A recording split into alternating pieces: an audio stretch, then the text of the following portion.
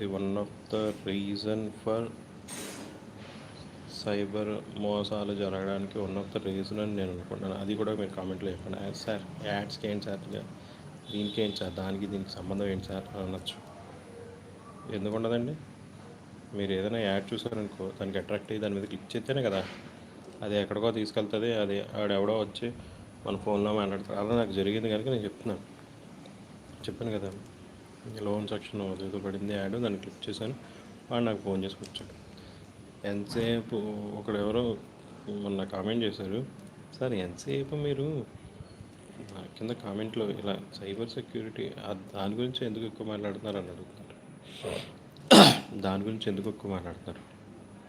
అరే బాబు, నేను పడ్డాను, మీరెవరో పడకూడదని చెప్పేసి అది ఎక్కడ మిస్టేక్ జరుగుతుందో అని చెప్పడానికి నేను ట్రై చేస్తాను. సో నేను అట్లాగా మనం ఎవరికో